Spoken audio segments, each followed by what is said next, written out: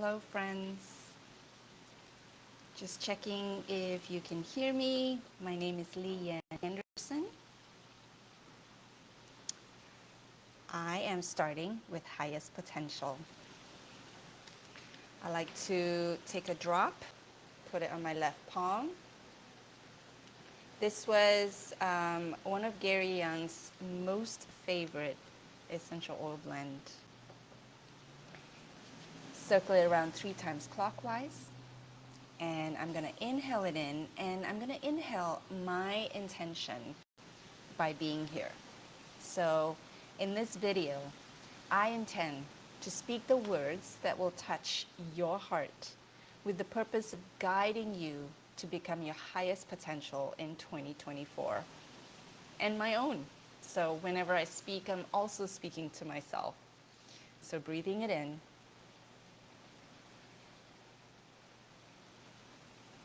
And it is important that I spoke it out loud, and I'll repeat it. In this video, I intend to speak the words that will touch your heart with the purpose of guiding you to become your highest potential in 2024. And I'll breathe it in one final time. And I like to put the rest on the crown of my head, on my third eye, on my hair, because that is my diffuser. So if you're on, go ahead and tell me if I sound good, if you hear me. That would be amazing. Okay. So this is January 16th, 2024. And it is the start of a new year, a really good place to start thinking about living intentionally. So I want to start with really putting forth this idea that we are powerful, compassionate, creative beings. We may not always be aware of it, but if we live intentionally, then we can access that place with more consciousness. So starting to live with intention is really about deciding how you want to be, how you want to show up, and what your guiding principle is for your everyday life.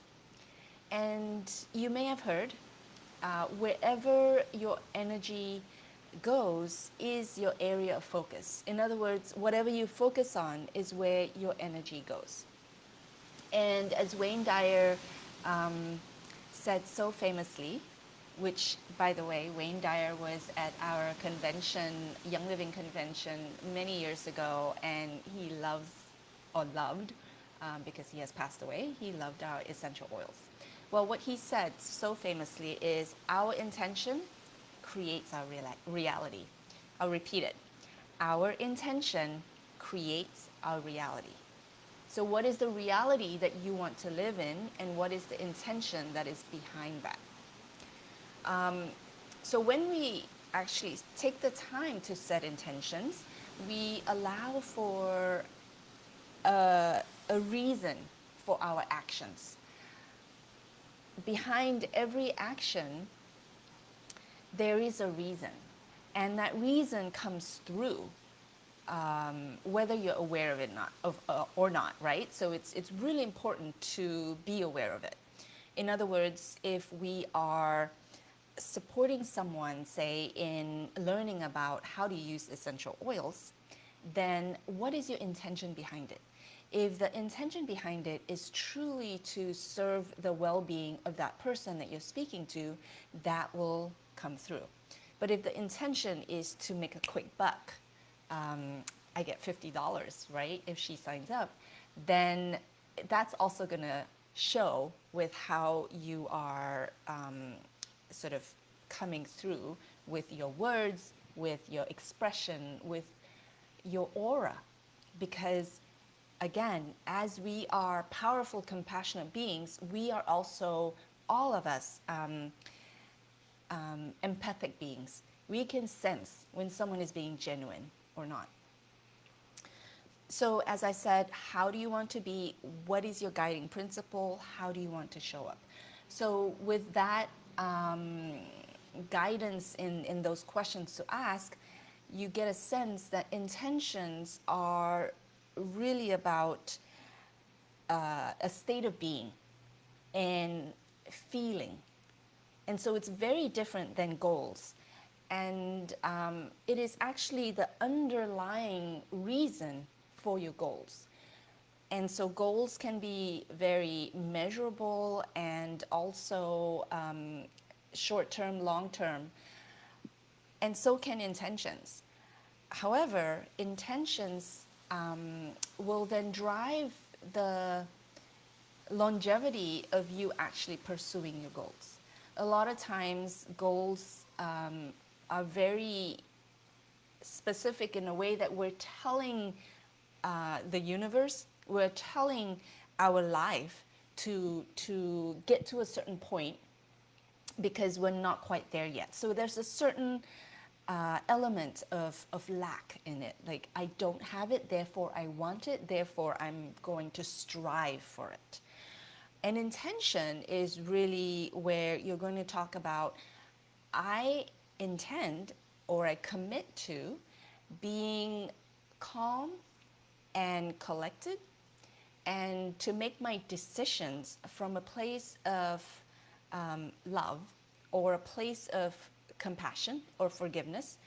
And when that guides you towards how you make your decisions and choices, it will take you closer and closer to your vision, your goal, your dream. However, it also leaves space for possibilities, right? So we talk about how many times we don't know what's best for us. And when a door closes, it could be because another one's opening that really holds so much more potential for our happiness, our growth, our consciousness, right? So admitting that we don't know what's best for us and yet also committing to being our best selves aligns the vibrational field around you to stay open to what is for your highest good, right? So when we set an intention, and I'll give you an example later, it actually creates an attention. So intention is going inwards, attention is going outwards. But we have to first start inwards. How is it we want to be? And based on that, then we start paying attention to what's showing up. What is coming forth in our lives that allows us to actually live out our intention. So here's a kind of an aside, a little humor to this whole exercise. They say, who's they? But it has been said that be careful what you ask for. So in other words, if my intention is to, I'm just going to make one up, you know, on the fly, but if my intention is to show kindness and I say to myself, today my intention is to be kind. Now, the joke here is, well, so what's going to be presented to you are opportunities to show kindness. And it may challenge you. How can you show kindness to someone who, let's say, cuts you off, right? Or honks at you, or says something rude to you? You had set that intention this morning to be kind. How does that then allow you that opportunity to be kind? So that's just an aside, but it really then gives you this avenue for practicing what you would like to cultivate. So that attention that you create is going to lead to actions, and these are intentional actions. And it can be applied to any areas of your life, right? So Hi Hannah, thank you for being here. I wanted to speak about how intention then is the cause. It creates effect because there are also people who say how intention is really the underlying reason for karma. Karma being how when you do something, there is an effect that will come back at you, right? And how we're living out our karma in the sense that there was an intention of our soul coming into this lifetime. And when we live that intention, it's going to cause an effect. So living in a way that doesn't cause negative effects is part of the reason to live intentionally. An example could be where you had not set an intention, you had been unconsciously unaware of something that was an opportunity for you to respond kindly. And we didn't because it was too much. It was unexpected, right? And we didn't have a chance to gather ourselves, to collect ourselves. And so we were unkind. Well, what could happen, where you can see the ripple effect from there, that person that was already possibly hurting, and that's why they were angry and lashed out at you, now has a reason to continue being angry and lash out at other people because they received some anger or some feedback that was not kind from us, right? That's just an example. So that is how intention creates cause and effect. So now, if we're going to be very intentional, we are paying attention, this is then going to lead us and inspire us to intentional action. And intentional action is the way that we create the lives that we want to live, step by step, breath by breath, choice by choice.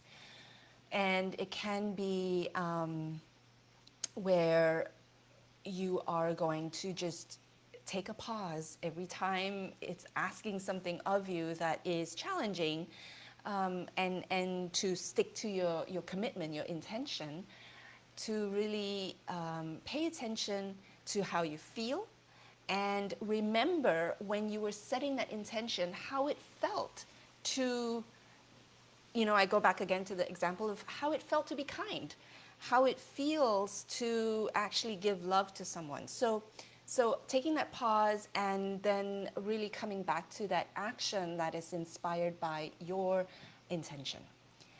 And again, it is this idea of co-creating your life with whatever shows up. So in the words of Carl Jung, it's synchronicity.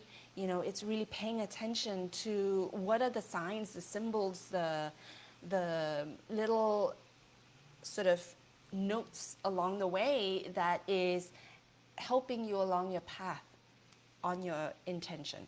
That co-creation aspect is paying attention to life as it shows up and then allowing for, excuse me, allowing for the decisions that lead to that co-creation. And this co-creation is unlike the goals where you have said, no, what I want, excuse me.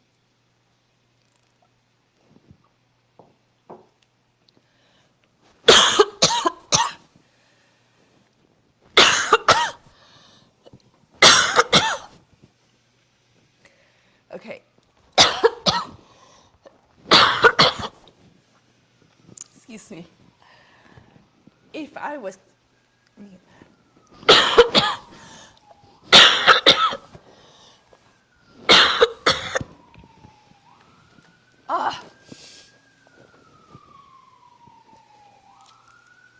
I'm gonna pause.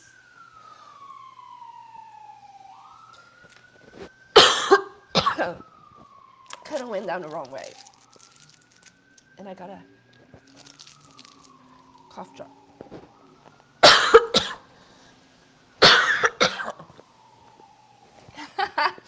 Okay. So life gets real, doesn't it? So many of us are feeling the respiratory weakness of the season, and I can't live without my these cough drops. So here's an example of what happened. Before I started my presentation, well, incidentally, I had given the rest of my cough drops to a friend 2 days ago.